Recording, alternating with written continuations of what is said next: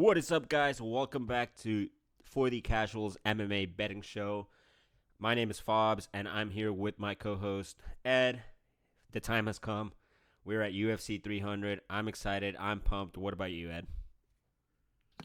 Yes, I'm super excited for this fight. I think this is such a culmination of everything. This is years of great MMA fights, all leading up to this. Probably, I would say one of the biggest, if not the biggest, UFC event in history. From the first fight of the night, you got to be glued to your TV, or in the stadium, or wherever you're at. You have to be glued into the last fight of the night.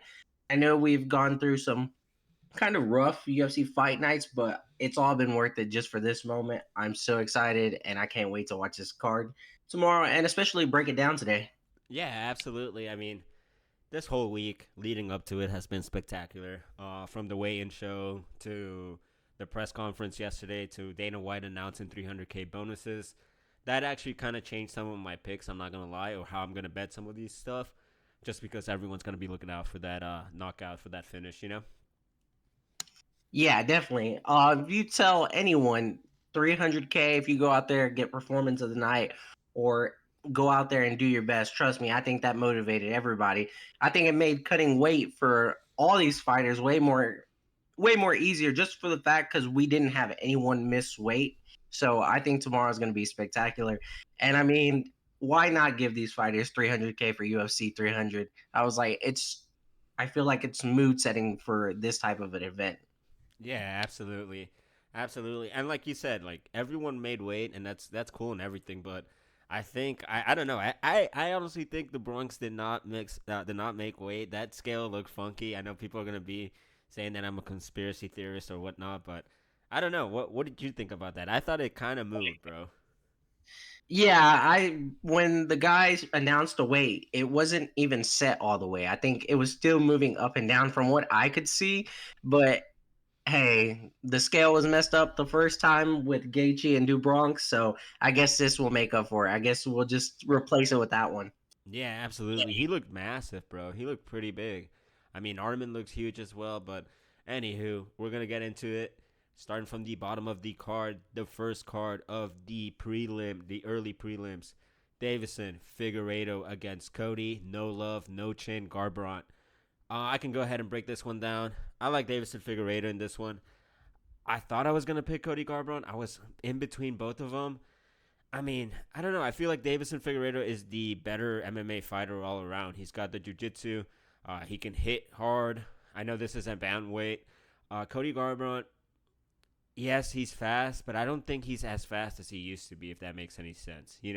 I feel like earlier before he had more twitch muscles or more quickness, more pop to his punches, just a little bit quicker. But I don't think that's the same Cody that we're gonna get this year, or now basically. I like Davison Figueiredo in this fight. What do you like? Yeah, whenever I was looking over at this fight, I thought this is going to be exciting. What a way to open up the card, by the way. But we got Cody Garbrandt. We know he's 3-2 in his last five fights. He looked good in his last fight against Brian Kelleher. It was a nice photo finish. It felt like the classic Cody Garbrandt of knocking dudes out. But the thing is, we know who he is. He has power in his hands. He has good boxing and has the ability to wrestle. He doesn't really use it that much, but we know that his chin is gone. And I feel like anytime he fights someone even remotely dangerous, I don't trust him. I feel like he could just go out like a light at any second. And Davison Figueiredo, he looked amazing in that debut at bantamweight against Raw Font. Someone who actually beat Cody Garbrandt pretty decisively. MMA math doesn't work, by the way, but hey, he looked good against him. I think Figueiredo is still an elite level fighter. I think he has great potential, especially not having to drain himself with the weight cut anymore in this new division. And looking at it, it looked like his power translate into this new weight division because when he fought Raw, fine, he dropped him as well. And I just feel like if It's UFC 300. We have the 300K bonuses. These guys are starting off a legendary card. I don't see either one of them implementing grappling in any way. I feel like this is going to be a stand and bang fight. And if I got to rely on one guy's chin to hold up to the end of the fight, I'm picking Figgy. I think he looks amazing. I think he's still top level. Both of these guys are some of my favorite fighters, and I'm going to be disappointed to see one of them lose. But I think Figgy is still a top contender and could be one in this division. So I'm going to ride with Figueiredo on this one. Yeah, absolutely. And I think Figgy inside the distance is at even money plus 100. Maybe take his KO plus 165. I like it all. If you want to get risky, Cody by KO, because I feel like that's his only method of victory, is at plus 525 if you want to take a shot at that as well. So, yeah, we can move forward. Bobby King Green against Jim Miller, a very classic fight. Jim Miller has been in UFC 100, 200, and now 300. He steps up against Bobby Green. I don't know. I want to take Miller, to be honest, just because Bobby Green got KO'd less than 4 months ago, I believe, or 4 months ago. And yeah, he got KO'd bad because the ref didn't stop the fight. I don't think his chin or his brain basically has healed up to the point where he can fight again. So, and I think Jim Miller is just dangerous, just everywhere. He's pretty solid, you know. He looked good in his previous bouts as well. So, I'm gonna take Jim Miller on this fight. What do you got? Yeah, so also another great fight. I'm so happy to see both of these guys. Like you said, first ever fighter to ever be on 100, 200, and 300. This guy's a legend, and at 40 years old, he still looks great. He looked great in that Benitez fight when he got the submission. He's 4-1 in his last 5 fights. Primarily started out as a grappler and involved his striking, has power and speed, and looks really good, especially now. Like you said, he's taking on Bobby Green. He's 2-1 in his last 5 fights. And like you stated, I don't like that he's coming back only 4 months after UFC Austin when that ref should honestly be in prison. But we know who Bobby Green is. He has that boxing style, kind of Roy Jones Jr. esque. He's gonna pop that jab, come in and out, use his good footwork. He also has some wrestling, but doesn't really use it as much. He likes to stay on the feet. On this one, I was kind of debating because that injury, I mean, probably the concussion that he was left with is very concerning. He has been put out, so that's kind of, is he going to be okay for this fight? But overall, I think he's a better fighter. I think this could be a close fight, especially not knowing how he's recovered since that Turner fight. But I'm going to lean towards Bobby Green on this one. Hopefully, we get a competitive fight, and no matter who comes out on top, this is going to be a great one. Interesting. Already on the second matchup, and we've already disagreed the first time right now. Bobby, you got Bobby Green, I got Jim Miller. This is gonna be fun. Yeah, I don't have much else to add. Do you want to go forward? No, I think that one pretty much sums that up. I think that fight's gonna be a good one as well, though. Yeah, no worries. Go ahead and break the next one when you're done. Okay, so basically we got Jessica Andrade versus Marina Rodriguez. Jessica Andrade, she's a former world champion, 2-3 in her last 5 fights. She's coming off that second round finish of Mackenzie Dern to snap that 3 fight losing streak she was on. Jessica is primarily, she's very strong, a tough fighter. She's going to come forward, push her opponents around, has good striking and powerful hands. She does better whenever she's able to come towards her opponents and kind of bully them in a way. And she's taking on Rodriguez, 3-2 in her last 5 fights. She's coming off that second round finish of Michelle Watterson, where she really put a beating on her. That was a good fight. She looked amazing. She also has good boxing speed and power. She's pretty tall and uses her size to stay at range and is pretty durable. Looking at this, I think Rodriguez has the better skills and the better striking. She just won't be the stronger fighter. And I think if she's able to use her technique and everything and not be bullied by Andrade, I think she would be able to pull this fight out. So I'm going to take the underdog on this one in Rodriguez. What is she at right now currently? She said Uh, plus 115. okay, plus 115. That's not bad. So I'm going to ride with her on this fight. What about you? Yeah, this is a pretty nice match. I don't know. I know people were kind of pissed when this one got announced, but I think this was a low key banger. I like Marina Rodriguez as well, just because she's the longer fighter. She's got a 3-inch reach advantage at this fight, and I mean, she's pretty powerful. Let's see. Give me 1 second. Let's see. And also plus KO is plus 500, so why not? Why not take a shot at Marina Rodriguez? Give me 1 second. Which fight was the fight that I wanted to talk about?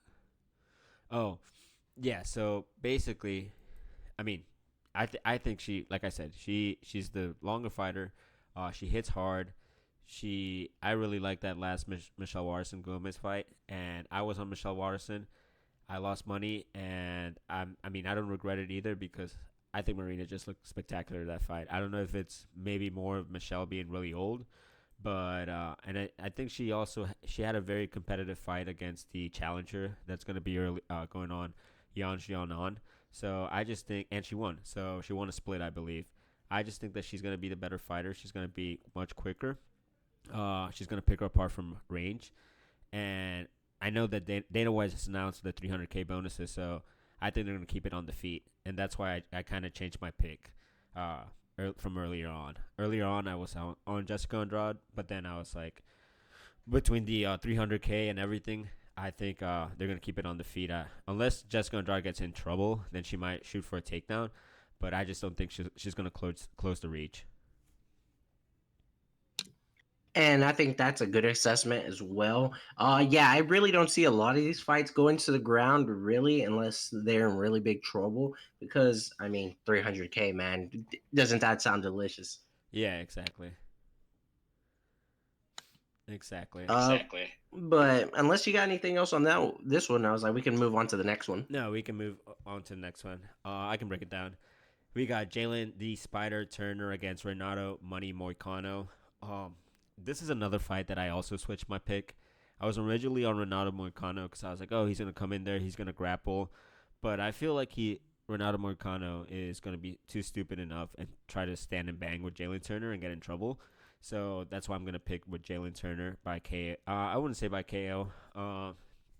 Probably just a parlay piece because I don't want to lay minus 260 on Jalen Turner either. But yeah, just a parlay piece maybe. But yeah, I just like Jalen Turner. If they're keeping on the feet, of course he's the much longer man. He's a younger fighter. He's gonna be quicker. He's gonna pick him apart from far. Moicano's got the grappling edge. If he does go in there and grapple, then he wins. But I don't know. Maybe he wants to be flashy for the fans, and because he's got the whole big YouTube and now the podcast going. So maybe he wants to be flashy and then he gets KO'd. You know what I'm saying? Yeah, I definitely get what you're saying on this one. Yeah, but either or, like I said, if they had announced a $300,000 bonuses, I would have gone Moicano. But I just feel like he's gonna be dumb enough to strike with him, and then he gets KO'd. But who knows? Yeah, and that definitely could be an outcome that I see possible. Go ahead. Who do you have? So looking over at this fight, like you said, Moicano, Money Moicano, 300K, he's probably drooling at that, but he will probably have the grappling edge. He does have decent takedowns, very dangerous with his BJJ. His striking has been evolving over the past couple years, but it's not like one punch power to knock you out kind of power. But he is going to come forward throughout the fight. He's taking on Jalen Turner. We know who Jalen Turner is. He's very tall, 6'3", 75-inch reach advantage. He has nasty striking capabilities. He has good power, good footwork. He's going to come forward. He throws accurate punches. And when it comes to getting submissions, he doesn't really get them to the ground. He just kind of snatches them up with his long limbs. The interesting fact about this is that Jalen Turner has never won, I think, a decision in his career. All of them have been finishes. So I think if he's going to win this one, it's probably going to be a finish, I would say as well. I feel like this one's going to stay on the fight. I think Jalen Turner is going to be the side on this one. I think this guy is pretty incredible. I just think he's too fast and accurate for Moicano. The only concern with Turner is his gas tank for me and his cardio. So depending on how that looks, if Moicano decides to start grappling early, it might be a live bet situation on this one, just because Turner he does kind of slow down when the fight goes longer, and like I said, never winning a decision. It's kind of concerning, but I think he should be a good side on this one. Yeah, and I completely agree with the live bet. That's why, like, I wanted to skip this fight, to be honest, and just live bet it or either take Turner in a parlay. But I don't know if I really want to add a minus 260 in the parlay, because what if Moicano comes out there and, he's 80cc level, like he just goes out there and grapple fucks him and just submits him. And like then Moicano is gonna get his money after that. He's gonna Yeah, get that win money. I don't know if he's gonna get the bonus for it unless he snatches up something incredible, but he'll definitely get that win money. yeah, exactly. So I don't have anything else to add. We can move on to the next fight and you can break it down because I know you like Diego Lopez and I do too. So go ahead. Okay, so this next fight we got Sadiq Youssef versus Diego Lopez. Uh, Looking over at this fight, we know who Youssef is. He's 3-2 in his last 5 fights. He's coming off that main event loss against Edson Barbosa. When I was looking over at him, we know he's powerful, an accurate striker, has good speed, can throw different kinds of attacks. He's gonna try to outstrike all his opponents, or I think he's outstruck all of his opponents while he's been in the UFC. He's taking on Diego Lopez. He's 4-1 in his last 5 fights. Coming off that first round finish of Pat Sabatini, where I actually had Pat Sabatini. Um, this guy is legit. He's a legit prospect. He's a great fighter. He's very dangerous when with his grappling. It's elite level. He has power in his hands and enjoy coming forward. I think this guy has star potential, especially after that Pat Sabatini fight. The only concern I have with this fight is that Diego Lopez, his striking defense isn't the best. He can be hit and he could be dropped, but if he plays that game and tries to get into a firefight with Sadiq Youssef, it could be bad. But I just think that Diego Lopez is a well-rounded fighter. I think he has many different ways he can win. If it comes to the ground, he has that grappling edge on the and I think he's good enough on the feet to stand on his own. And not only that, he does have power to end the fight. So I think I'm gonna ride with Diego Lopez on this one. I mean, it's a big UFC 300 card, and what a better way to possibly shoot up this guy to the stars. What about you? Yeah, absolutely. I mean, everything you said basically makes sense. I mean, we've got Sadiq Yusuf, who's a blue belt in Brazilian Jiu Jitsu, against an actual coach for Brazilian Jiu Jitsu that's probably a black belt. I don't know. I know he's a black belt for sure, but I don't know. I don't know if he's a degree of black belt. The point is Diego Lopez is gonna be way better on the ground. On the feet, Sadiq Yusuf might be a little bit better, but I think it's like razor thin. It's razor thin on the feet. Like Diego Lopez might be looking better as well if he mixes in the takedowns as well. So I like Diego Lopez. He's a much better overall athlete.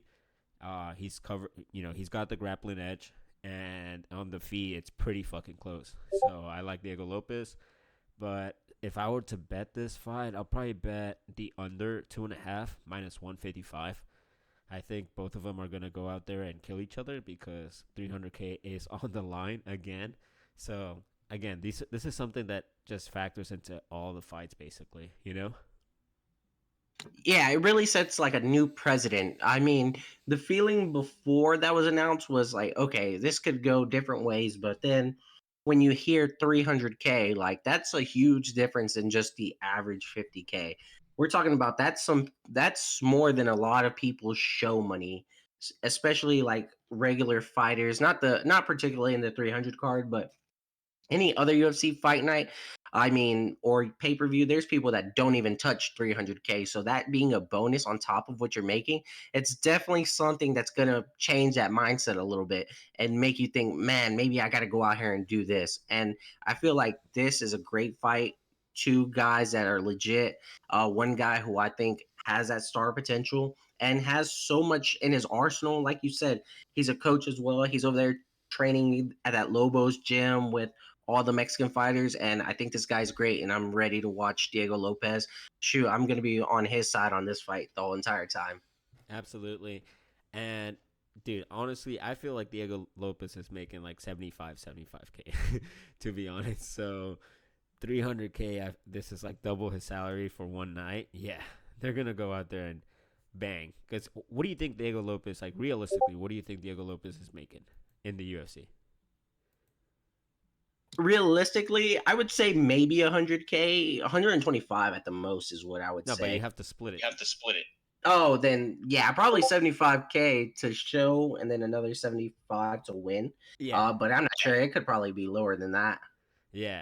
I said 75, and that's 150K. If he's getting a performance bonus of 300K, it just makes sense to just go out there and kill him, you know? And not only that, if you go out there and put on an amazing performance at a place like UFC 300 where the whole world is going to be watching, this card is going to be watched by everybody, and you go out there and make a statement out there, not only are you getting that 300K, you're also pushing your brand, your notoriety, and possibly putting yourself in better contention for better fights and better negotiating power in the future as well. Yeah, absolutely. I agree with you because I think so. Look, this is his fourth fight in the UFC, Diego Lopez, and I'm pretty sure contracts are around like 4 or 5 fights max. You know, unless you're getting like a mega deal, then you're getting like 8 fights or whatever. But 4 fights, he's probably up for a contract renegotiation. If he goes out there and basically puts on a performance, gets a twister or something wild, um, he can basically negotiate a much better deal for his next contract because he'll be a star, especially on UFC 300, and especially getting that 300K bonus. And like words, quote to my man Joe Rogan after Diego Lopez got the KO in his last fight, he said this guy is a star, and I mean I think we all see that, and I think that continues to go higher after this fight.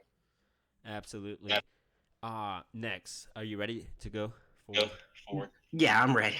Awesome. We got Awesome. We Holly got Holm Holly Holm against again. Kayla Harrison. Oh man, this is your main event. Go ahead and break it down for us, Ed. I don't know about my main event, but I am excited for this fight. We all know Kayla Harrison's making her UFC debut after being dominant in the PFL for so long. Honestly, was surprised to see her make 136. Honestly, I didn't think that was possible, especially because she was fighting. Was she fighting at 155 in the PFL? If I think so. Yeah, that's correct. And then was an Olympic champion at 170. Like these are insane differences. That is an insane difference to fight at 135.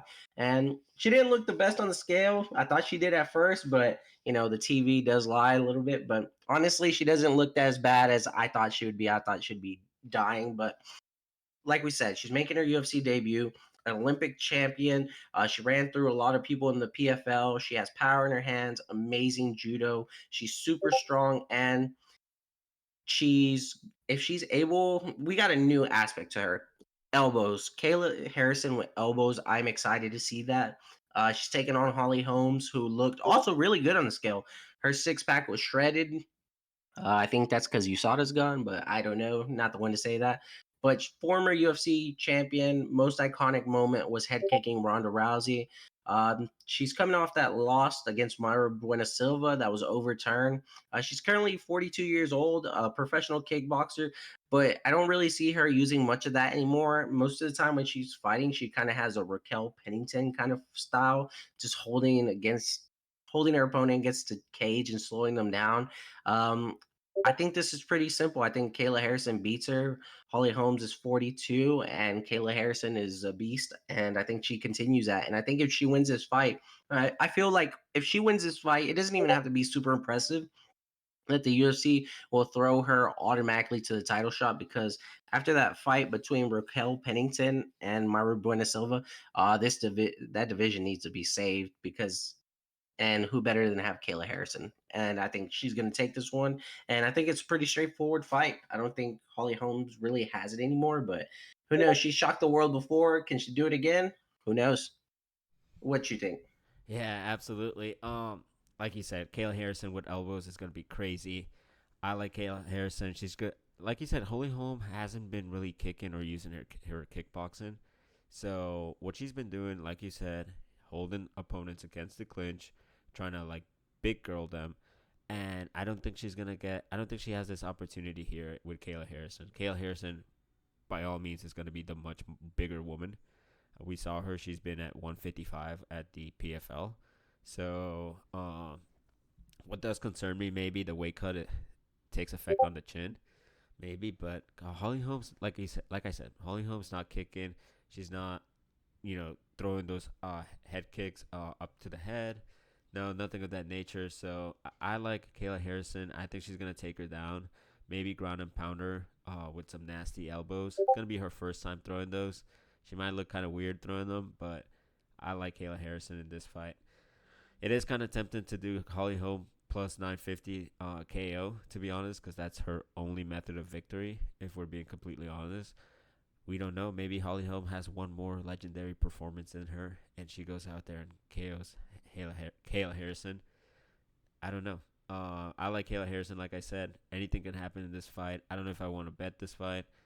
I'm tempted to bet Holly Holm by KO just for fun because it's at plus 950, and that's her only method of victory. So, yeah, that's my take on that. Don't get sucked into donating money, brother. Just stay on the right path. Plus But 950, bro. That's her only method of victory, though.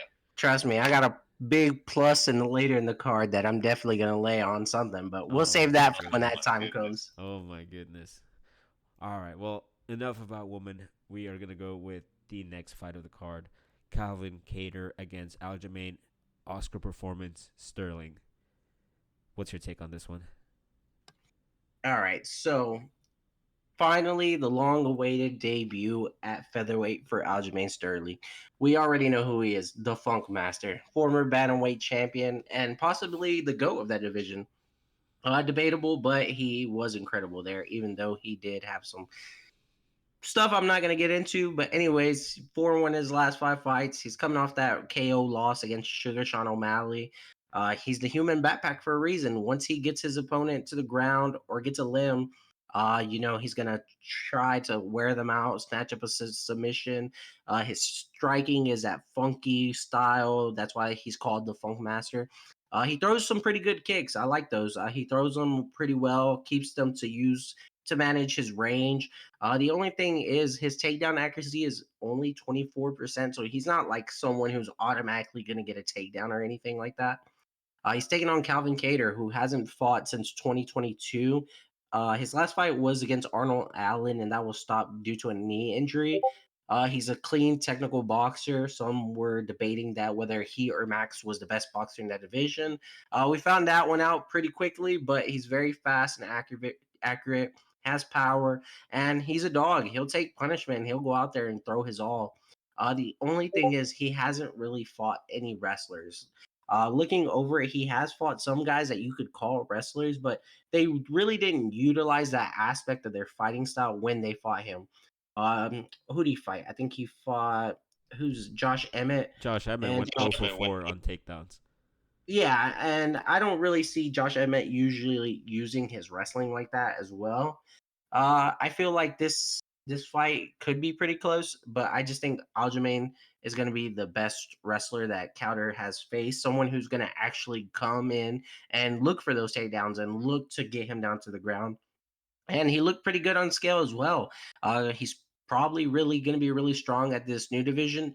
And if this wasn't a Calvin Kattar coming off almost a 2 year layoff, I think it was a year and a half, I would probably be more on his side. But I feel layoffs affect strikers more just because they have to get in that rhythm and find their range again. And I just feel like Sterling isn't going to give him that opportunity.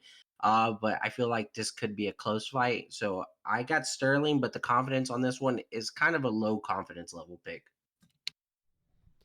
Yeah, absolutely. I really like Even this. 300K cannot convince me that Sterling is going to go out there and swing and bang and do something crazy. What do I you don't mean? He care if was it's the most 300K. excited one, dude. Yeah, he sounded most exciting on that mic, but 300K and you cannot convince me Aljamain Sterling is going to That go man have hasn't fight had at night. a fantastic fight in forever, and he's cheering like he's gonna put on a show. His best highlight recently was that when getting knocked out by Sean O'Malley. That is performance worthy. But other than that, he's not getting a bonus. Yeah. Um. Anyway, I've completely forgot my train of thought. Oh yeah, I was gonna Your say pick. Yeah, no. I was gonna say I really like the fact the 43% takedowns percent on Aljamain Sterling. It was only 24%. I think his accuracy is only 24%. Jesus, dude. It's very low, man. I mean, he's not. It's not like he automatically takes people down. It takes tries. Like it's not the first one that gets him down. It's an accumulation of him just going in and keep on trying, and then eventually, when he gets that one, usually that's the one that he can hold down fighters for the majority of the round or sink in a submission or something like that. Oh man. My pick is I'm gonna pick the under on this one, and that's it. Now I like. I like Aljamain Sterling in this fight just because he has faced a better competition. He has a grappling edge. I don't really like that it's 24%. You said right? Takedown accuracy. Yep. Calvin Cater on the other hand has a 91% takedown defense.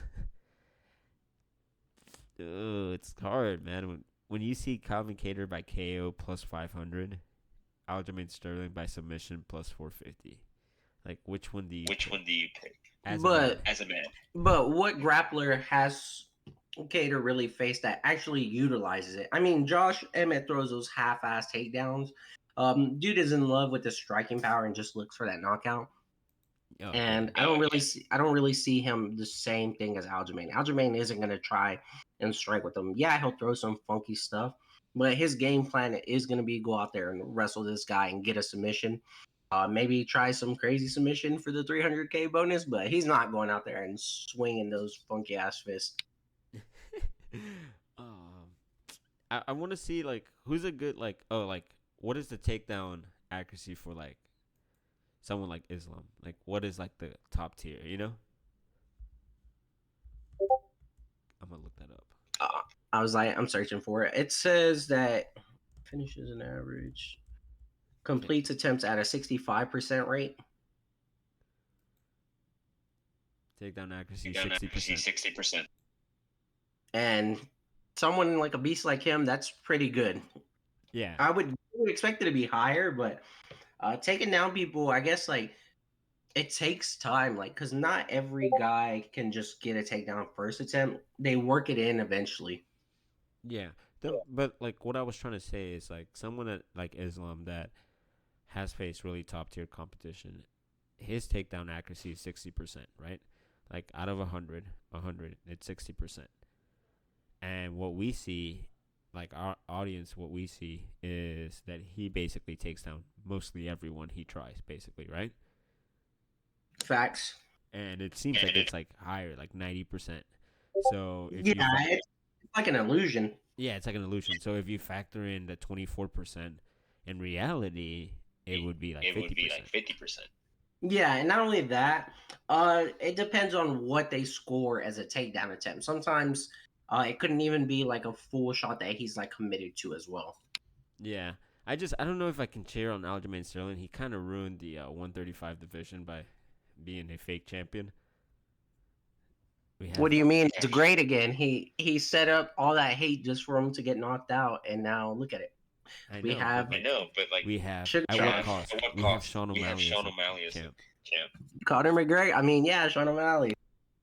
Yeah, we have Sean O'Malley as the champ, and it's tough. All right, back on track, buddy. I was like, we don't want to go on that hate train. Yeah, well, my pick is Aljamain Sterling, just like you said, or just like I was saying right here with the takedown accuracy. 24%, not that great, but I just feel like he might be the better. Well, he is going to be the better wrestler. The grappling edge is just ginormous. And Calvin Cater, I mean, his only chance is knockout. So if he does stuff the Aljamain Sterling takedowns, then Calvin Cater is going to be looking like the side. Betting wise, probably a live entry. I'm probably going to do live entry probably on Calvin Cater if he stuffs out the takedowns. And yeah, that's the pick. Sounds good. So the next fight, we got Jiri Prohaska versus Rakic. Who do you got in this one? Dude, this one's another one that's weird. I hate but I honestly I like both these fighters, but they're just very hard to judge. It's gonna be standing. it's gonna be basically the first one who picks him apart. I think Jiri Prochazka might be the better striker against Alexander Rakic. Alexander Rakic is coming back from the injury since 2022, where he against Jan Blachowicz. What was it? He tore his ACL, He right? tore some. I think he tore his ACL in the third. Was it in the third round of that fight? Yeah, third round. Um, a fight that I thought he was winning, in my opinion. Yeah, he looked good in that fight. How good is he gonna look back? I mean, I know surgeries have been with ACL have improved, so it's not like you break an you tear your ACL and you're done forever. Um, but I'm sure it's gonna limit some mobility, and I'm sure he's gonna have some ring rust. For that instance, I'm picking Jiri Prochazka. I don't know if I want to bet this fight, to be honest. I think I might just pass. I might watch around, maybe live entry it again. But the pick is just Jiri Prochazka. What do you think? Yeah, so looking over at this, we got Jerry, the former light heavyweight champ. 4-1 in his last 5 fights. He's coming off that loss against Alex Pereira, which some people thought it was an early stoppage. I thought it was a pretty good one, but we all know who Jerry is. This dude's a crazy, wild man. He's going to come forward, stay in front of his opponents, and throw all kinds of strikes. It doesn't matter what it is, he'll throw it. He does. The only thing is he is very hittable, but he has some power in his hands.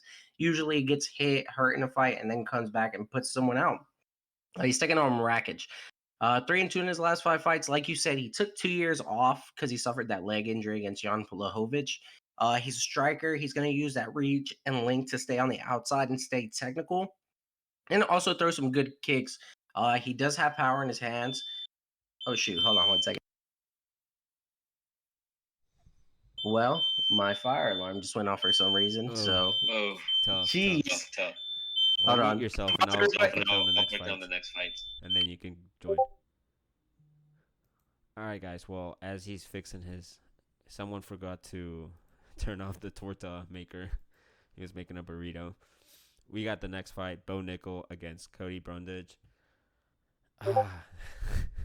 I hate this fight. I don't think it should be open in the main event, the main card. Bo Nickel's gonna go out there and do his thing.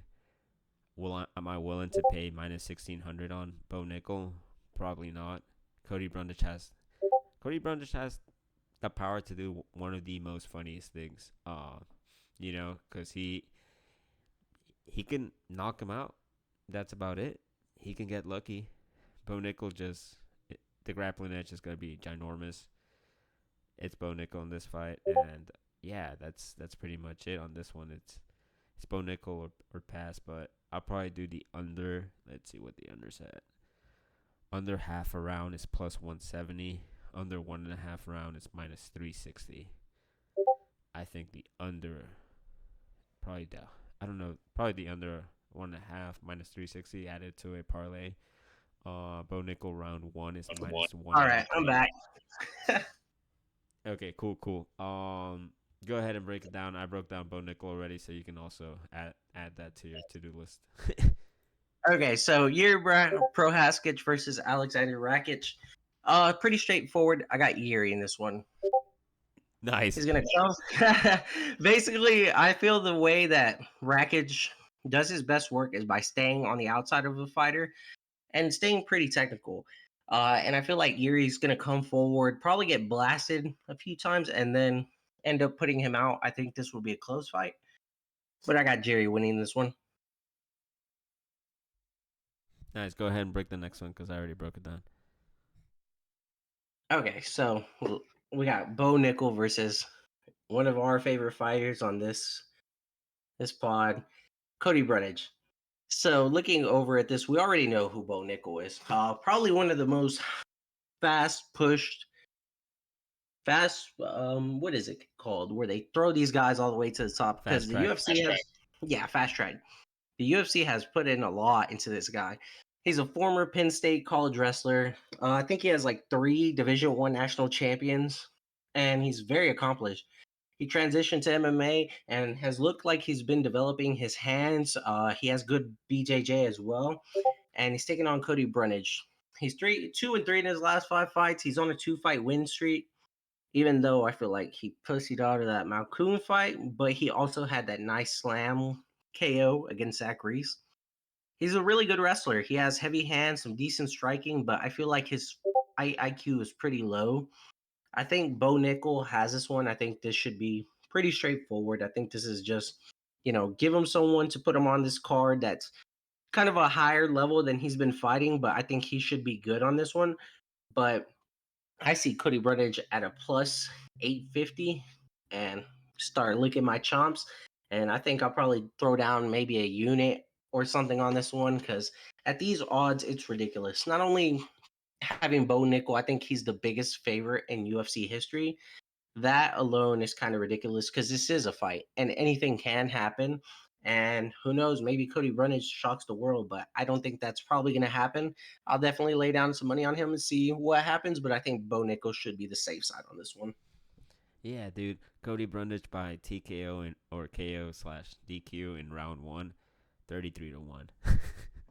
Imagine he gets hit in the back of the head again and he just like, oh, and they just disqualify Bo Nickel. Yeah, dude, that'd be crazy. That's what I'm saying. Like, or imagine Bo Nichols trying to like grapple him, and then he picks him up and slams him on his head. If that were to happen, I think Dana White's head would legitimately explode, and it would just probably be the craziest moment in MMA history. That's why I don't like the odds. I feel like this, at the end of the day, this is still a fight and anything's possible. And someone like Bo Nickel, who hasn't been in the sport this long, yes, he has all the skill set to be great and possibly a future champion if he keeps on developing at the pace he's at. But just to have him the biggest favorite, I think is insane when you think of all the high level fighters that have been in the UFC past the 20 years or so. It's kind of ridiculous, but I think Bo Nickel should be safe in this one. Yeah, absolutely, absolutely. I don't have anything else on that fight. Do you have anything else? No, that one pretty much wraps it up. I think that one's a straightforward shot. Okay, then we have the other. Basically, these next four fights just get better and better and better. Next fight we have Charles Do Bronx Oliveira against Arman Sarukian. This fight I went back and forth, back and forth. UFC announced at 300,000 again. I don't know. I don't know who to pick in this fight. I mean, Charles looked massive in the scale today. Arman is very chinny. I think he's chinny. I think he got rocked really bad against Silva, Joaquin Silva. Not a great look. It was a pretty competitive fight, you know. Um,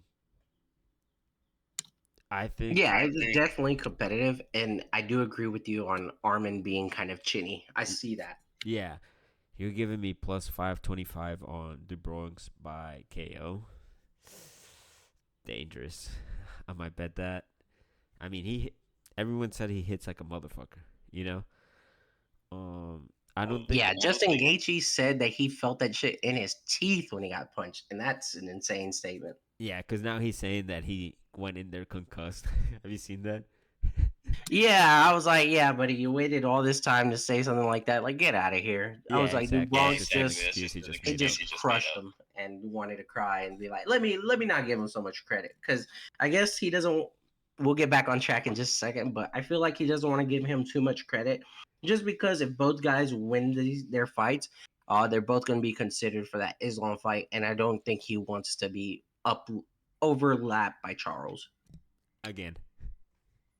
Facts. So I'll let you get back to it. Yeah, so I like Charles Oliveira. I'm gonna take a shot at Charles Oliveira. Um, I don't know. He looked bigger. Sarukian looked a little bit intimidated in the face-off. I think Oliveira won the face-off. He was just stone cold, and I think Sarukian was like laughing. Not a good sign. He's chinny in the wrestling. This is what proves the wrestling. If Armin can basically fuck him up in the wrestling and the grappling, then Charles Oliveira cannot beat Islam Makhachev ever. That's how I feel. Because Armin and Islam in the grappling department, I would say they're pretty close, pretty even, razor thin even. Um, On the feet, I think Oliveira, how he mixes the knees, how he goes in and out. He has power on the hands. This might be his last shot to make a run again because he's 34. I like Oliveira in this fight. He's also got the inch and a half in reach. Not that big.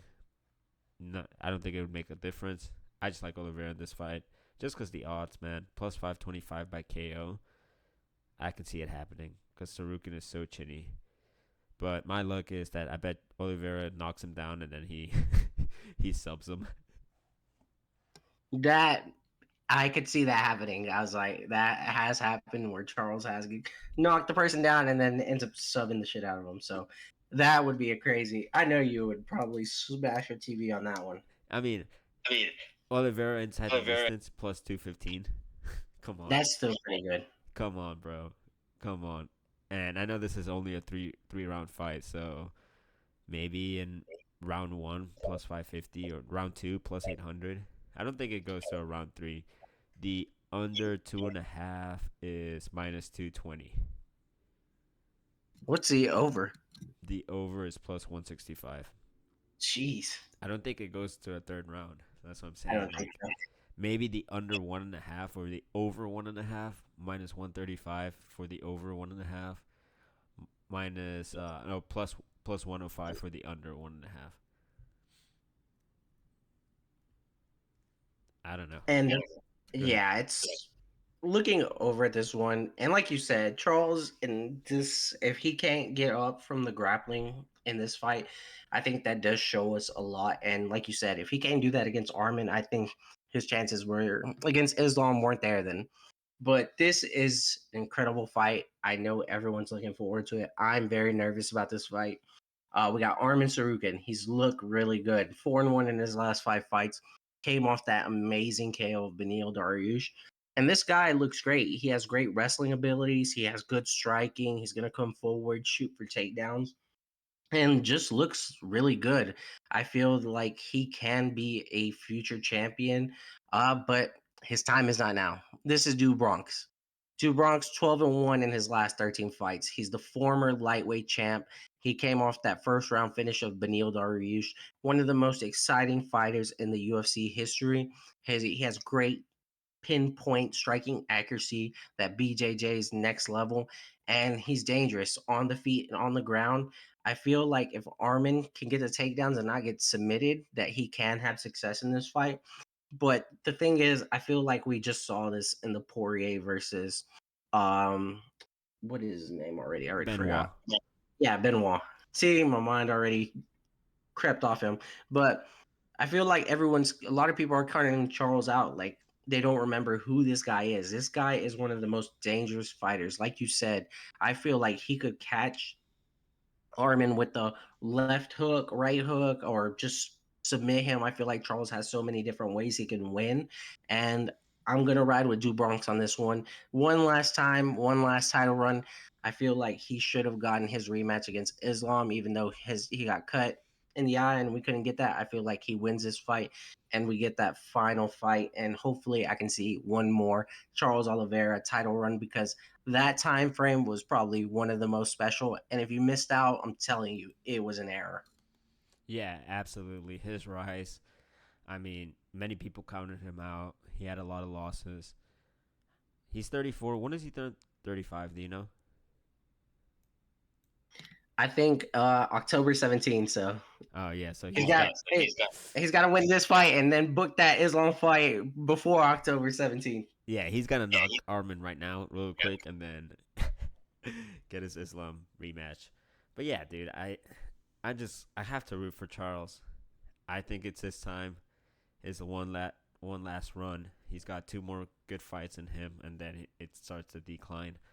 I mean, if he doesn't win this one, it's the decline, and then he deserves the Conor McGregor fight. I don't care what you say. He deserves the Conor McGregor fight. That way he can be hella rich. But yeah, I like Charles here. Sorry, Armin. I'm a big Armin fan too. Like, Yeah, but he has plenty of time. He's still very young. He can take a setback like this and still rise up to the top in the future. This is Du Bronx's last chance. It's now or never again. And I do want to see this guy as a title champion again. The fact is, as soon as he lost that belt, I was already waiting for the Charles Revenge tour, and I need it, man. I need to see Do Bronx hold that title one last time. Shoot, if he doesn't even get the title, like you said, give him the Connor fight. I would honestly rather see that fight, Do Bronx and McGregor, than Chandler versus McGregor. Facts, facts. But don't have anything else to add, so we're gonna move forward to the Justin Gaethje versus Max Holloway for the BMF fake title fight. Um, I like Justin Gaethje in this fight because they're gonna stand and bang once again. I think Max Holloway's chin is going. I'm not gonna lie, I really do think so. Uh, Max Holloway, of course, has always been a big featherweight. People are like, "Oh no, how is he gonna do it at lightweight? He's not a big featherweight." No, yeah, he is. He's a huge featherweight. Um, so I don't think the transition to lightweight was difficult. I just think Justin Gaethje is a welterweight, so that's why I think he hits extremely hard. Um, I mean, I saw Max Holloway kind of chins fading whenever he fought Korean Zombie. I mean, he stunned him. He didn't like KO him or anything, but I felt it. I know that Max Holloway felt it. I know that chin is deteriorating, and what better way than do it than the human highlight reel, Justin Gaethje. He's gonna go out there, stand and bang. They're gonna go out there and stand and bang for the 300K. They're gonna put up performance. This is probably gonna be fight of the night. I'm gonna already stamp it, fight of the night. And yeah, they're just gonna beat each other up, and I think Justin Gaethje hits harder. Uh, he hits harder. I think Holloway's chin is kind of fading basically, and yeah, he's a true Justin Gaethje's a true welterweight, and Max Holloway, yeah, he might be big for featherweight. He might be 160, 165, maybe 170. I think he said he was 170. But I just think Justin Gaethje's gonna hit harder. That's my opinion. What do you think? So this one right here, Justin Gaethje versus Mac Holloway. I think this is many people's main event for them. I think this is the For people's the main casuals, event. for sure. Yeah, definitely for the casuals. Gaethje, we all know who he is, the former interim lightweight champion, and the current baddest motherfucker in the world. 3-2 in his last 5 fights. He's currently on that 2 fight winning streak. He came off that beautiful head kick of Dustin Poirier. Like we said, Justin Gaethje, this guy is just the definition of violence. This guy has good boxing, has good power in his hands. He's gonna throw those calf kicks that destroy a lot of people's legs, and his chin is pretty good. He's gonna go until his body can't. So it's either get killed or kill for Justin Gaethje in there. And like we said, he has that college wrestling experience, but he's never gonna use that. He's taking on Max Holloway. He's coming off that round 3 KO that sent Korean Zombie into retirement. And yeah, I like how you said that the Zombie stunned him in that fight, because I felt like he was having success in that fight at certain points, which was actually pretty surprising because I wasn't expecting Korean Zombie to go out there and actually put it on Holloway. And seeing that actually was kind of a concern for this fight. Max Holloway's making his second attempt to come up to 155, and we know how that first one ended up. He fought Dustin Poirier, and Max threw a lot of shots. I think he outstruck him, but when Dustin Poirier hit him, it showed. You saw Max stumble. You saw the damage it did to him. But besides that, Max Holloway does have incredible boxing. He likes to put a pace on his opponents and overload them with strikes and break them down. His cardio is endless. He's going to use that throughout the fight. It's a weapon for him. He does have that granite chin, but those things aren't forever. Those things come and go. But besides that, very accurate and defensively good. When I was looking over at this, I thought it was pretty straightforward. As good as I think Max Holloway is, I just think Justin Gaethje is going to win. I feel like Max Holloway could land 3 punches on Justin Gaethje, and Justin Gaethje's one would probably do more damage. I think his power is better. I think he's going to do more damage to Holloway. It could be like that one fight, Font versus who was it? Cheeto. Yeah, where Cheeto was getting outstruck, but Font's face looked another world different. I feel like it could be that way on this one. But I think the human highlight Real does it again, and I think this is gonna be a good one. I'm looking excited for it. And if there was an odds for this would be the performance or fight at night, you would see a ton of people smashing money on that one. So I'm ready for that. But I think the human highlight does it again and continues that win streak and looks for his final title to chance to get undisputed gold. Yeah, absolutely. Especially with the 300K, they're gonna bang, bro. um, Might as well already have their names on those checks. yeah, it's gonna be round three, Gaethje round three, round four, round five, nine plus 900 plus 1200 plus 1600. I'm salivating at those right now. The under 4.5 is minus 110. I think that's pretty good odds as well. If you're undecided, you don't know if it's Max or it's Gaethje. The under 4.5 at minus 110. Like I think those are good odds. You can parlay that with the other. Yeah, we'll go with the odds or what we're gonna parlay stuff. But yeah, you nailed it on the head. I like Gaethje as well. I think he's gonna hit hard, and yeah, we can move forward. You ready?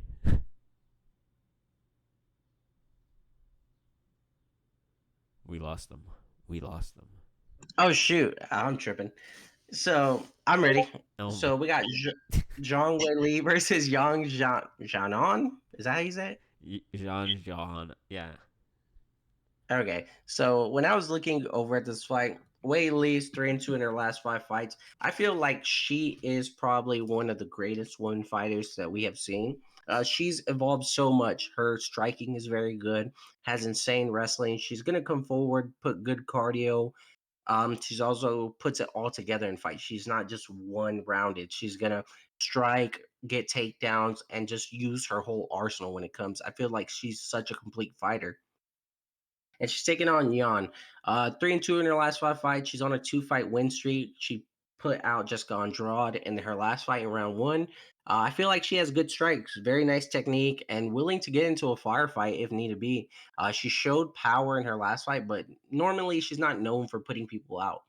When I was looking at this fight, I thought this could be a close fight at times, but every path I saw that Yan could win, I feel like Wei Li has something to negate it. I think Wei Li is the better fighter all around. I feel like if she wants to take down Yan, she will be able to do that at will. And I think she's going to be dominant in this fight. I think that Wei Li is just next level, and I don't see her slowing down, especially against in that Amanda Lemos fight where she put a whooping on that girl. So I think Wei Li is definitely going to be the side on this one. China's biggest fight for them. I know probably all of them should be tuning in because this is going to be the biggest fight for them over there. Absolutely. I like Whaley here. Like he said, way better fighter. Grappling edge is on Whaley. Yan can defend a takedown. And I don't want to argue about the Mackenzie Dern fight because it's Mackenzie Dern. She can't shoot a takedown to save her life. It's horrible. Has no hands, but I'm not gonna get into that tantrum. Yan only method of victory is probably by KO plus 1200. But I don't think so. I don't think she's gonna KO Weili Zhang. Again, this is a fight. Anything can happen. So if you just want to sprinkle, just like Rose Namajunas knocked out Weili with a head kick, it could happen. Stuff can happen. I like Weili by submission. I think she's gonna take her down at will. She's gonna put her down. She might even sub her in the first few rounds, and because Jan's not great at the defense, takedown defense. Am I gonna get fucked and probably Weili is gonna ground and pound her? Probably, but I like Weili by submission. That's my pick, my bet too. That too.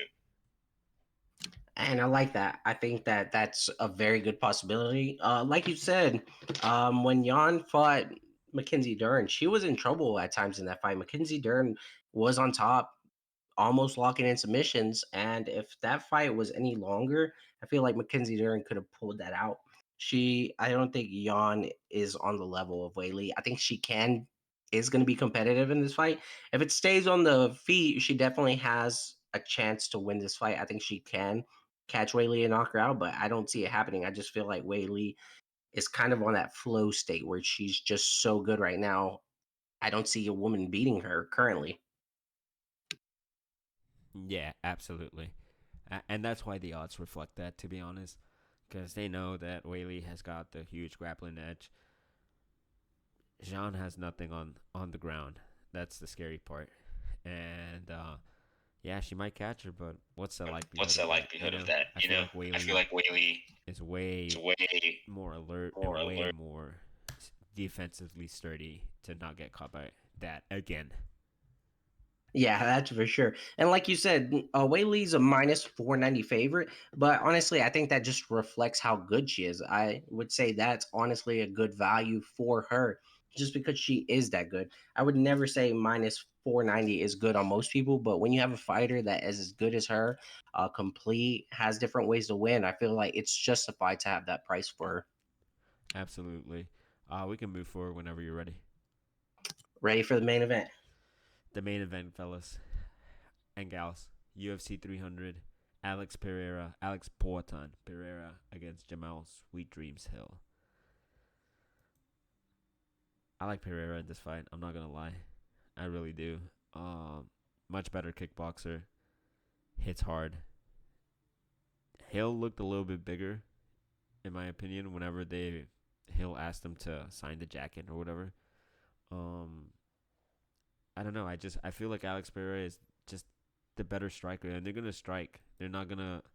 I don't think they're gonna get it to the ground. I mean, I feel like Jamal might be a little bitch and do that too, but they're gonna strike. Alex Pereira is faster, in my opinion. He KO'd. I mean, he's been Israel Adesanya, who's pretty fucking fast. He hits hard. Alex Pereira hits hard. His kicks are phenomenal as well. I don't know. I just like Alex Pereira in this fight. I don't know how Jamal Hill can win, other than by a KO. But I think Alex Pereira's got him covered on that. And then if he uses grappling of any sort, I don't think that's gonna happen. Just because they're the main event, they probably want to put on a performance for the audience, and they're gonna strike and bang. And the problems of Alex Pereira's chin were you know, at 185. He he is a light heavyweight. He probably even heavier because I think he weighs around like what 215, 225 is what he said, right? Yeah, I think so. He's a heavy boy. Yeah. So how he made middleweight is crazy, but I think this is his division, and I think he's gonna run it, and only a wrestler is gonna be able to take the belt away from him. So I like Alex Pereira. I think he's phenomenal in the striking, and like I said, only a wrestler is gonna take the belt away from him. What do you think? The moment we had all been waiting for, the main event of UFC 300. It's going to be a wild ride to get to this fight. I, especially with all the other good fights, but I think this is a great fight to end off the night. We, like you said, we have Alex Pereira, former Glory kickboxing champ, the former UFC middleweight champ, and current light heavyweight champ. 4-1 in his last 5 fights, and he's coming off a title defense with a round 2 finish of Jiri. We already know who Alex Pereira is. This dude hits hard. He hits like a truck. He puts people to sleep. He has those great calf kicks that they don't look like they really do anything, but people say they're a motherfucker. DC has demonstrated that it hurts him. It hurt him barely by even hitting him. I like him in this fight. I think his grappling isn't the great or anything like that. He's been working on it. But I don't think that's going to be a problem in this fight because, like you said, I think even Jamal Hill has said that he's not going to grapple this guy. He's going to go out there and try to knock him out. And I don't think that's a smart idea. You do not want to go out there and fight a kickboxing fight with the kickboxer. But he's taking on Hill, former light heavyweight champ in this division, returning after torn Achilles. One of the worst injuries any athlete of any kind can suffer. He's 4-1 in his last 5 fights. His last win was against Glover, where he looked really good. Hill is a good striker, very accurate and fast. He also has that KO power that we've seen whenever he knocked out Johnny Walker in that cartoonish KO. I just think that Poatan is going to be the pick. I think he's more dangerous, the more dangerous fighter. I think he's going to go out there, and if Jamal Hill wants to strike with them and stand in front of him, it only takes one shot for Alex to put people down, and I think he'll be able to get it. I think this can be a competitive fight, especially if Hill uses his jab, which Alex is kind of susceptible to getting hit by. But if he's not going to use any grappling or anything, I think this is Poatan's. I think he'll eventually land the shot and put him out. Yeah, exactly. Let's see what Alex Pereira round 3, round 4, and 5 are. Plus 1,000, plus 1,600, plus 2,500. Does it make it to the round 3, 4, 5? The judges Yeah, are. that's a big question. That's a big question. Everyone's saying that. I mean, it's making it. Oh man. So under 2.5 is minus 155. Under 4.5 is minus 360. Oh shoot. Under 1.5 is plus 140. So they're basically saying that it's only lasting around like 2 rounds, basically. Yeah, I think people are thinking this one's going to be a quick night at the office for that main event. Yeah, Because either one of these guys can put each other out. yeah, that's the thing. I'll probably do the under 3.5 to play it safe, minus 260. I think that's pretty I fair. think that's solid. Yeah. Because I feel like they're also going to have kind of a feeling out process. I don't think they're just going to go straight in, especially since it's a 5-rounder. Yeah, they're definitely gonna go to the championship rounds because they want to put on the show, you know. Yeah. So first round is gonna be touching each other, reach and all that good stuff. Round 2 might have some swing moments, again more feeling each other around. Maybe someone lands like a body kick or whatever, or someone lands a big calf kick and steals the round away. And then round 3 to 5 is where the action's gonna heat up. In my Yeah, opinion. definitely. I think this is an exciting fight. I feel like it's going to be a very competitive fight. I feel like it's kind of like a chess match. One mistake and someone's getting out of there. Yeah, exactly. I mean, that's how it is on these heavier weight classes. You know, like you can't really afford to make a mistake because your lights are out. Rather than like at 125 or like, I mean, some 135s as well. You Yeah. can kind of make a little bit more mistakes because they don't really hit that hard. But at this weight class, 205, 185, I can also say as well. Unless you're Marvin Vittori and you have a granite chin, then Yeah. you can't Brick. really make a mistake at these later weight classes. Yeah, if you zig when you should have zagged, you might be looking up at the canvas wondering where the hell am I? Yeah, exactly. But okay, let's give the people a parlay that we think is gonna hit. Yes, sir. I was like, I'm ready. I know you're ready for these. I I know was you're like, I ready. got one possible one and one outlandish one for y'all. Outlandish one. Yeah, Interesting. my Hail Mary one. Your Hail Mary. Sheesh. All right, which one are you doing first? I'll do my Hail. I'll do my Hail Mary one just to give the people something. Okay, you do your Hail Mary, and then I'll go with my Hail Mary. So whenever you're ready, you can tell the people what you're cooking. Okay, so to start off my Hail Mary parlay, we're gonna have to have a lot of work done on this first part. We're gonna need Cody Brundage to beat Bo Nickel. And once we get that, we're off to the races. So we're gonna do that. We're gonna parlay that with Charles Oliveira by KO, TKO, or DQ at plus 525. And then to finish all that off, we're gonna have Jalen Turner by KO, TKO, or DQ, and that will give you a plus 10,237. Sheesh. I was like, what about you? Sheesh, bro. What are you doing? Hey, Crazy. man, people are gonna get rich off this, baby. They're gonna be like, Ed made us rich. Bust out the red panties. I'm still cooking. I'm still cooking. Hold on. I'm almost done. Uh, I'm trying to find what that was that I told you it was like plus 210 for inside the distance. Like I forgot. I was like, trust me, brother. I can't remember all the numbers. Oh, I think it's this one. All right. All right.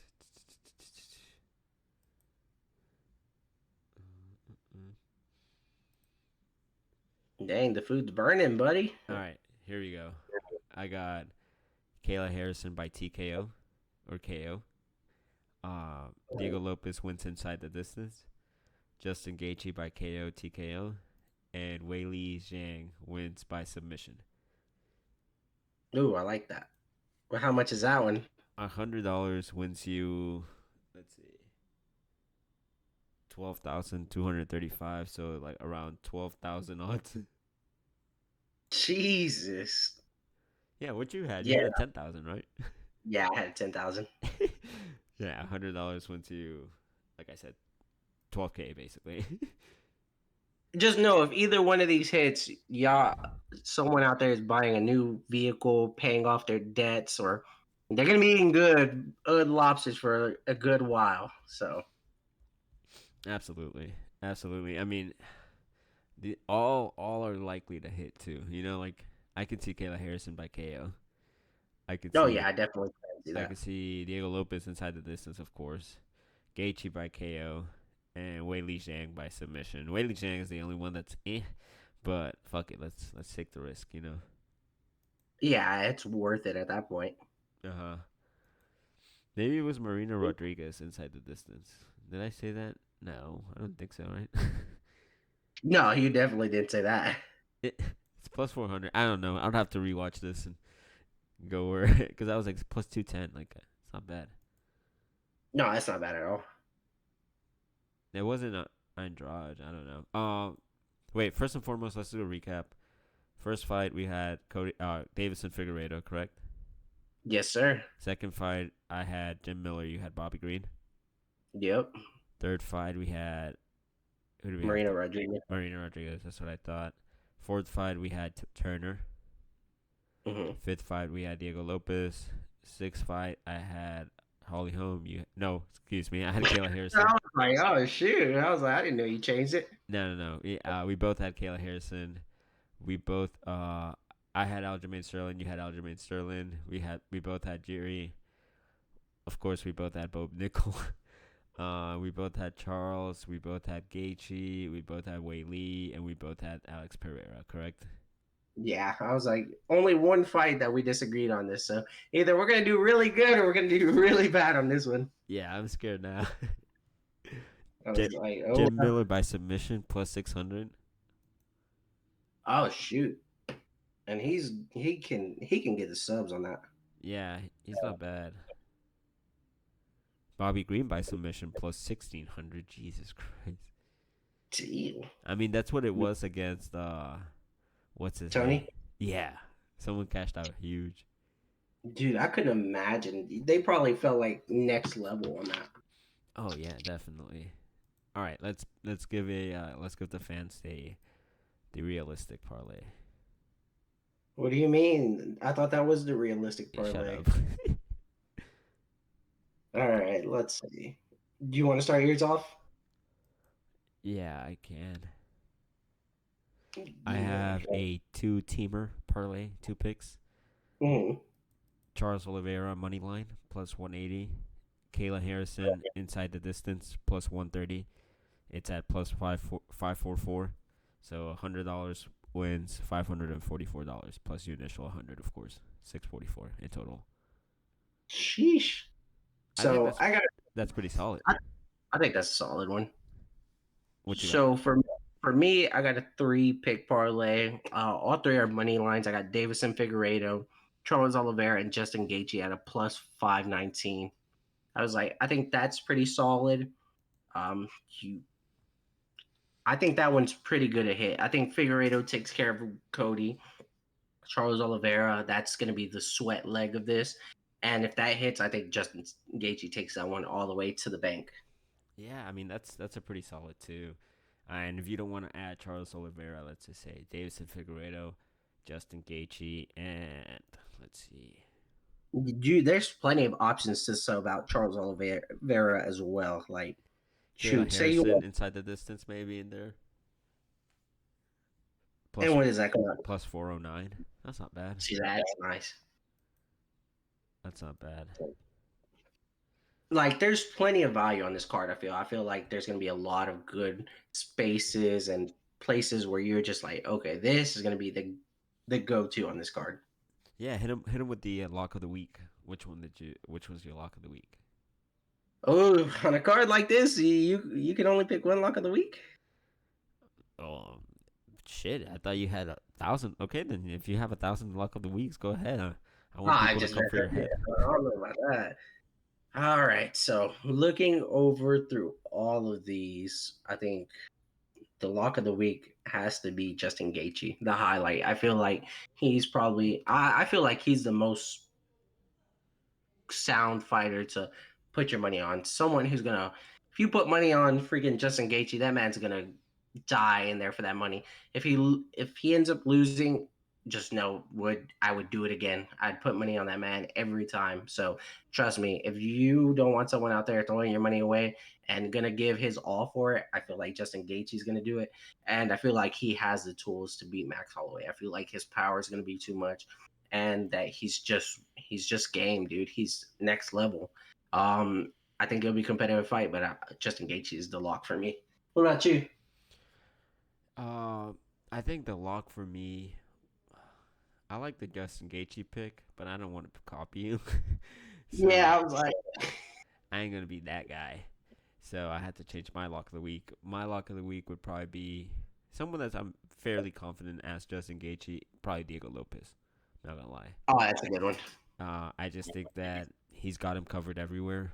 On the ground, it's abysmal. I think he washes him on the ground. Of course, blue belt against black belt. Come on. On the feet, it's pretty competitive. Pretty. Maybe Yusuf has the eraser edge advantage, but I just think Diego Lopez hits hard. He's got good submissions, good grappling. He's got a. He takes the back pretty smooth. I mean, it was a very competitive fight against Evelev, and Evelev is a great grappler in my opinion. Um, yeah, I just think Diego Lopez is gonna win this one, and by submission is at plus 285. By KO plus 255. That's the tricky part about this one. I think by submission plus 285, you take a shot at that, or inside the distance 2 plus 115. You add that to the Davidson Figueiredo Justin Gaethje plus 376, or even if you wanted to add maybe not Holly Holm, Kayla Harrison inside the distance as well, plus 130. Yeah, that's plus 994. So either or can work, but yeah, that's my lock of the week for this fight. Nice, nice. Just so excited for these fights. I think tomorrow's gonna be it's gonna be historic. No matter what happens, tomorrow's gonna be landmark, historic. All and one thing also I'm excited to see. I'm excited to see Mark PFL. Coleman is gonna no, shut up. Never say that disgusting shit again. Mark Coleman is actually going to be putting the belt around the winner of Justin Gaethje and Max Holloway. I think that's amazing, especially what he had gone through recently. I'm glad he's okay. He's still with us, a legend of the game, and to see him still have a relationship with the UFC and be able to come and put that belt around the winner, I think is going to be amazing. So I'm very excited to see Mark Coleman putting that belt around their waist. Yeah, absolutely. I agree with you. It's just gonna be a really good card. All the fights are gonna be fun. Yeah, we have PFL tonight, by the way. Oh God. uh, I might be betting some money, some unders on that fight. It's gonna be some good fights up there. To bet some unders to get crazy, to get a little taste of what the League B is gonna do. You know the JV of MMA of UFC of MMA. Boys, we've been infiltrated by one of PFL's secret spies. How much did they pay you to pose this advertisement? Ooh, Power Slap too. Power Slap is on tonight. I'd watch that. I'd probably tune into that over PFL. Power Slap, dude. I might bet some. Dude, honestly, how do you bet Power Slap? You basically bet the underdogs, literally. Dude, no, last time they had a power slap, I was trying to find the odds, but they didn't have it. And the guy I was going to put money on ended up knocking the fuck out of the guy. And I was like, bro, it's What so was his bad. odds? Oh, I think it was like a plus 300 or something. They have odds right now for Power Slap. Oh, on the website? Yeah. Oh, shoot. I might bet some of that, to be honest. Well, let me know what you bet. But anyway, guys, that is it from us. I hope you like the show. I hope you like us breaking down the card. Have fun, bet safe, only what you can lose. I heard Ed's gonna go 300, 300 on 300 is what I heard. Ooh, I don't know about that. We'll see. He's gonna go But 300 on 300. He's gonna go crazy. He's gonna put all the units down on Holly Holm and probably cash out big on Cody Brundage. on Cody Brundage, and we're gonna feed generations. Cody Brundage round one. But anywho, that is it from us. Like I said, if you have do the health line or whatever. I know. I was waiting for it, but I was like, okay. So, guys out there, I know winning money is fun and putting down bets is also fun, but it can also be addictive at times. If you see yourself that you're losing money constantly, spending your rent check on parlays, constantly being down in the hole in debt, it's time for you to get help. I would suggest that you call 1-800-426-2537 for the National Help Hotline for Gambling Problems. Uh, totally anonymous, confidential. There's 24-hour access to help you if you need that. Don't be afraid to call. Don't swallow your pride or your ego and get that help if you need it. But other than that, I appreciate all you guys. Check us out on the X at FTC Ed1 and my boy at FTC Fobs on X. And also like, subscribe, comment, do whatever. Also reach out to us. We'd love to see who's all watching the fight. What are your picks? And what are your opinions on our picks? Yeah, Other than that, absolutely. I'm looking forward to this great night of fights. This is going to be a historic night. We can't wait for this. I know we've both been excited about this, and I can't wait to see and hear what all y'all got, and just to enjoy an amazing night of fights. So, other than that, unless Fob's got anything, that's all from me. Yeah, absolutely. Like you said, share it with whoever you want. Share it with your mom, your grandma, your dog. I don't care. Watch our shit. That's it from me. Have a good one. Enjoy the fight and peace. Peace.